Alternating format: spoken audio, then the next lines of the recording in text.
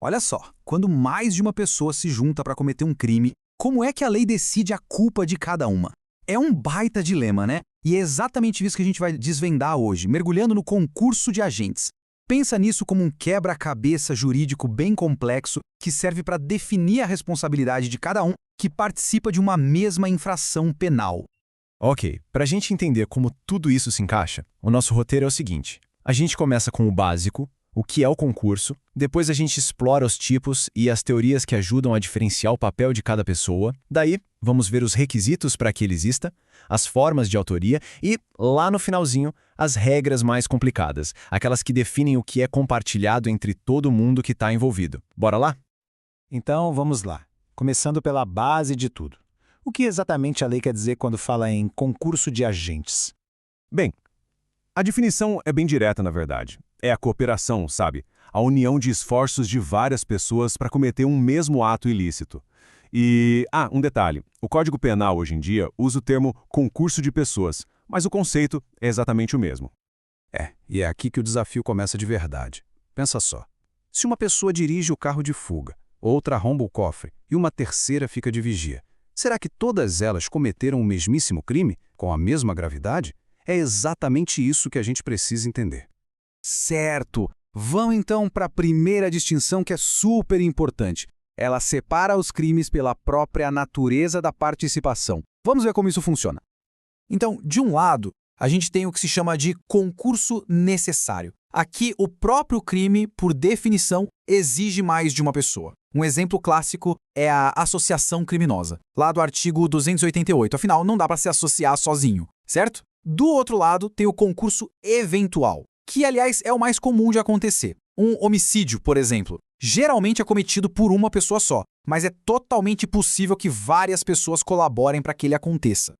Beleza, agora a gente entra no coração do debate. Como é que a lei diferencia o papel de cada um no crime? A resposta para isso está em algumas teorias diferentes que tentam definir quem é o autor e quem é o partícipe. Olha, existem várias teorias por aí, mas vamos focar nas principais, tá? A primeira é a teoria unitária, que é a regra geral aqui no Brasil. Basicamente, ela diz que todo mundo que contribui para o crime comete o mesmo crime. Ponto. Já a teoria restritiva, que é adotada como uma exceção, faz uma distinção que é crucial. Ela separa o autor, que é a figura central, do partícipe, que seria uma figura mais acessória. E é justamente essa teoria que ajuda a refinar a aplicação da pena para cada um. E para conseguir fazer essa distinção, a teoria restritiva usa um conceito que é fundamental, o tal do domínio do fato. Pensa assim, autor não é só quem aperta o gatilho. Autor é quem tem o controle do desenrolar da ação, sabe? É a pessoa que pode decidir se o crime continua ou se para ali mesmo. Essa ideia é a chave de tudo para entender quem realmente manda na cena do crime. Mas atenção, para a lei considerar que realmente houve um concurso de agentes, não adianta só ter um monte de gente no mesmo lugar. Existem 4 requisitos que precisam obrigatoriamente estar presentes. Vamos dar uma olhada em quais são eles. Primeiro, pluralidade de agentes. Isso é meio óbvio, né? Precisa de mais de uma pessoa. Segundo, relevância causal. A ação de cada um tem que ter feito alguma diferença, ter contribuído para o resultado. Terceiro, e esse aqui talvez seja o mais importante de todos, o liame subjetivo. O que é isso? É um vínculo, um propósito em comum. Todo mundo tem que saber que está colaborando. E por último, identidade de crime. Todos estão trabalhando para o mesmo objetivo criminoso. Se faltar umzinho só desses requisitos, já não dá para falar em concurso de agentes. Ok, com base nesses requisitos e teorias que a gente viu, agora sim a gente pode começar a definir os papéis específicos que cada pessoa pode ter dentro de um crime. A gente tem, por exemplo, a coautoria. É quando todo mundo executa a ação principal do crime, juntos. Imagina 2 atiradores com o mesmo alvo. E aí temos também a participação, que se divide em 2. A moral, que é quando alguém convence ou incentiva a outra pessoa a cometer o crime, e a material, que é basicamente dá uma ajuda com objetos, tipo emprestar a arma do crime sabendo exatamente para que ela vai ser usada. Mas e se rolar uma situação assim? 2 pessoas agem ao mesmo tempo contra a mesma vítima, mas uma não sabe da outra.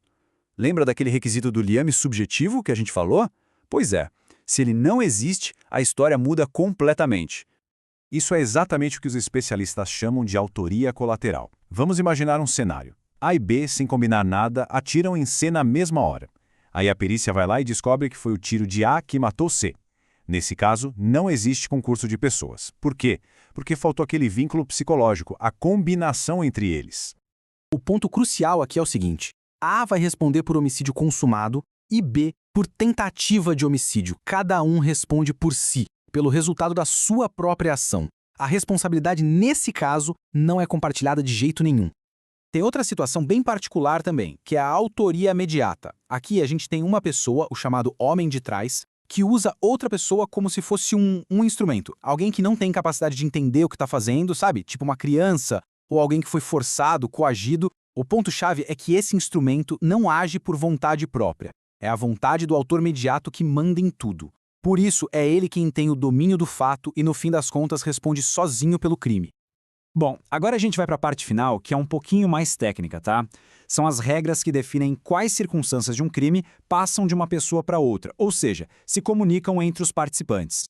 Vamos imaginar uma coisa. O plano era só um roubo, mas, no meio da ação, um dos participantes acaba matando a vítima. E aí? Como é que a lei lida com o outro que só queria participar do roubo e nada mais? Isso tem nome, é a cooperação dolosamente distinta e tá lá no artigo 29. Funciona assim: se aquele resultado mais grave era algo previsível, o partícipe que só queria o crime menor vai responder por esse crime, mas com a pena aumentada. Agora, se era algo totalmente imprevisível, aí ele responde só pelo que planejou mesmo. É um jeito que a lei tem de ajustar a pena à intenção real de cada um. E para fechar, a gente precisa entender o seguinte: quais circunstâncias acabam sendo comunicadas entre todo mundo que está no crime? A regra para isso está no artigo 30 e ela é bem clara. Circunstâncias que são de caráter pessoal, como por exemplo um dos agentes ser reincidente, isso nunca, jamais, se comunica aos outros. Já as circunstâncias objetivas, tipo o uso de uma arma, essas sim se comunicam, mas só se os outros participantes soubessem dela. E o mais importante de tudo, as elementares do crime, ou seja, aquilo que define o crime em si, essas sempre se comunicam, contanto que todo mundo saiba delas. Então, como deu para perceber, definir a responsabilidade num crime em grupo é um trabalho bem complexo, né? É quase um exercício de detetive para analisar intenções, ações e o que cada um sabia. A lei não sai simplesmente dividindo a culpa em partes iguais. Pelo contrário, ela calibra a responsabilidade para cada participante. Isso mostra que no direito penal, os detalhes fazem toda a diferença.